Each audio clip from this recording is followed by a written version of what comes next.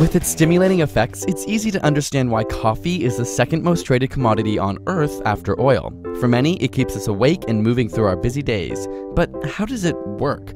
What exactly does coffee do to your brain? Whenever you're awake, a chemical called adenosine slowly accumulates in your brain, and this adenosine binds to receptors which slow down brain activity. Ultimately, the more adenosine there is, the more tired your brain feels, which makes sense as the longer you're awake, the more fatigued you become. Conversely, while you sleep, the concentration of adenosine declines, gradually promoting wakefulness. But it turns out that the caffeine in your coffee is incredibly similar to adenosine in structure. The caffeine works its way through your bloodstream and into your brain, where it starts to compete and binds with adenosine receptors. But because it's not adenosine, the sleepiness effect isn't felt. Adenosine can no longer bind, meaning its calming properties are diminished, which is great for you when you're feeling tired. However, with long-term use of caffeine, your brain responds by creating more adenosine receptors, which means more caffeine is required to elicit the same response. It also means that when you try to quit drinking coffee or miss your daily intake, you might experience some withdrawal symptoms and feel more tired than you would have before you ever drank coffee. But the caffeine doesn't stop there.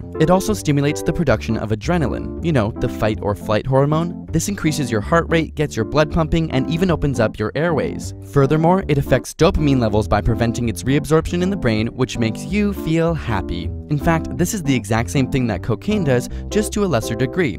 It's a drug after all. This dopamine stimulation is also the aspect of coffee that makes it moderately addictive. So, can you drink too much coffee? It turns out there is a lethal dose of caffeine, which is somewhere around 150 milligrams of caffeine per kilogram of your body. This means if you weigh 70 kilograms, you would require 14,000 milligrams of caffeine to overdose. Put into perspective, an average cup of coffee contains roughly 150 milligrams of caffeine, meaning if you're 70 kilograms, approximately 70 cups of coffee would kill you. However, you'd have to drink those cups all at once, making it effectively impossible to overdose on caffeine from coffee, since you wouldn't be able to physically fit that much in your stomach.